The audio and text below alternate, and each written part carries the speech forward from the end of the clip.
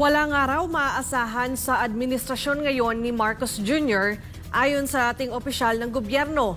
Imbis kasi solusyonan at tugunan ni Marcos ang mga hinaing ng nakararaming Pilipino, ay pilit nitong nililihis ang totoong problema sa bansa. Narito ang balita ni Angel Pastor. Mataas na presyo ng mga bilihin, kawalan ng trabaho, pagbagsak ng ekonomiya, kriminalidad, iligal na droga at banta ng giyera.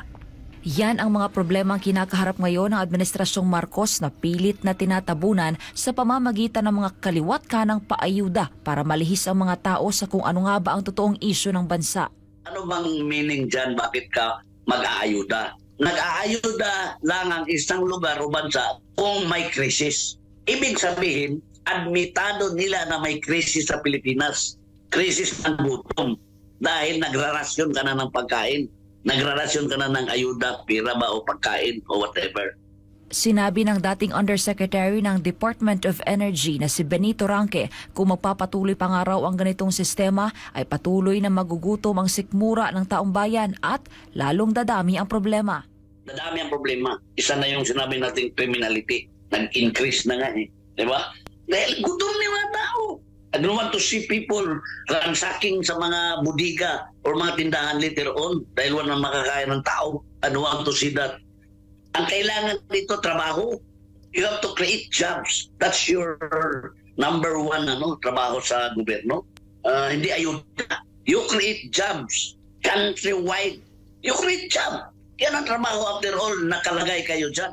Isa na rin dito ang pagpapahintulot ni Marcos Jr. na pumasok ang mga Amerikanong sundalo para daw tulungan ang Pilipinas sa pinag-aagawang teritoryo sa West Philippine Sea laban sa China. Dahil dito, apektado ang pakikipagkalakalan ng Pilipinas sa ibang mga bansa dahil sa banta ng giyera. Delikado tayo. Kaya nga, mahina na ang daloy ng mga investors dito. Wala na nga, umalis na nga ang iba eh. Diba? Kasi yan ang mga number one na issue, peace and order. Wala na. So, sino ngayon ang mamumuhunan dito? Isa lang nga yan sa mga rason eh. If you have a weak leader, you cannot discipline, you cannot impose peace and order, then what are you anyway? Hindi naman maiwasang maikumpara ni Ranque ang pamamahala ni dating Pangulong Rodrigo Duterte sa administrasyon ngayon ni Marcos Jr., lalo na sa paglaban sa kriminalidad at iligal na droga. Dumaan tayo noon sa isang presidente na talagang may bayag, si PRRD. Yung mga problema sa kriminalidad, sa mga illegal drugs, mahina yan nung panahon ni PRRD. Isang salita na, stop. Stop lahat. Tahimik. Mapayapa. Hindi mataas ang crime index, mababa sa kanyang panahon. Malayong-malayo nga raw at walang maasahan sa liderato ngayon ni PBBM dahil sa walang klarong mga programa para solusyonan ang mga problema ng bansa.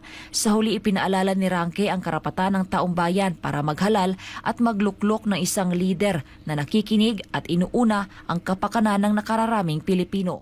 Ang taong bayan ay ang may kapangyarihan, hindi kayo. Boss ninyo kami, sinusweldohan namin kayo. You are there because we select you to be there and sinusweldohan namin kayo. So, magtrabaho sana kayo for the greatest welfare of the Filipino people. Para sa Diyos at Pilipinas, kumahal Angel Pastor.